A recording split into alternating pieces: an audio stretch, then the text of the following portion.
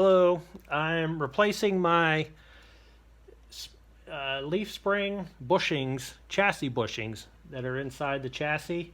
Not the ones in the spring, but I'm going to be getting some Parabolic springs for that. But anyways, so I'm going to show you how I got the bushing out, the original one. The original that was in the truck. So originally it was two bushings inside there. One on the inside, one on the outside, inside, outside. And it had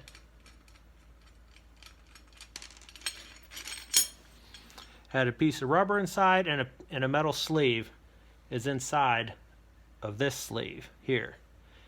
So this sleeve is actually pressed in to the side, so it's very difficult to get out. So what I did was, first I took a torch and I started heating up the bushing and the rubber inside while it was inside of the truck. So then I used a piece of all thread with a nut, well, it's 1/2 inch all thread also with a washer and a 22 millimeter deep socket. I put that onto the end like this, and then this bushing was still inside of the truck, but this was sitting like this. Then I took a nut and I put it on the other side, and what I did was, as I tightened this one up, it was pulling the nut through like this end in, and it was pulling the bushing and the center spacer inside. So it took out the insides, so then what I had left was two bushing sleeves left inside here.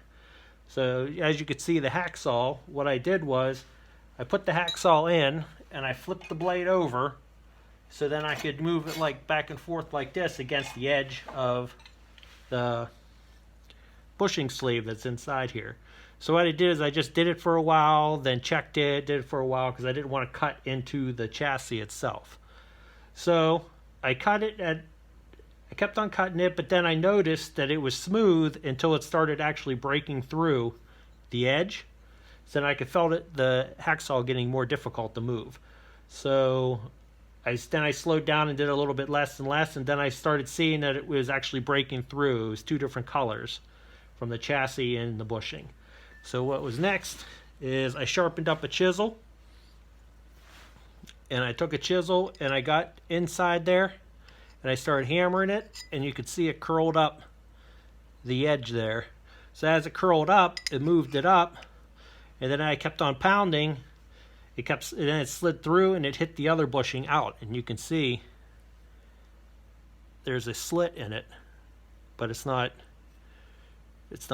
bent or anything. So this side came out pretty easy, but the other side I had to actually chisel both ones to make it curl like that so I could get it out. So I got those out. So then I ordered new bushings, thinking they still sell them in twos like this. So I went on the Bearmac website, and I ordered 4 of 569746, which is in the Land Rover catalog of parts. So the new ones, even though they have a part number, come in one. They're all one piece instead of 2 separate ones. You can see here. So don't make the mistake I did, is I ordered 4 of them, where I ordered 4 of them, but I only needed 2 of them. So just something to keep an eye out for. It wasn't a lot of money, so it was no big deal. So the next step is going to be to freeze this, put this in a freezer, let it freeze in there for a day or two, and then cover the inside with anti-seize a whole lot, and then either hammer it in with a socket that sits on the outside of this race here. Don't hit the inside one, you want to hit the outside one only, and then hammer it in there, and then you should be in there until it's straight. Or I'll see, I might even end up using this again to push it back in the whole way, but I'll see. So I'll give you an update on that later, but that's how I got the bushings out. See you next time.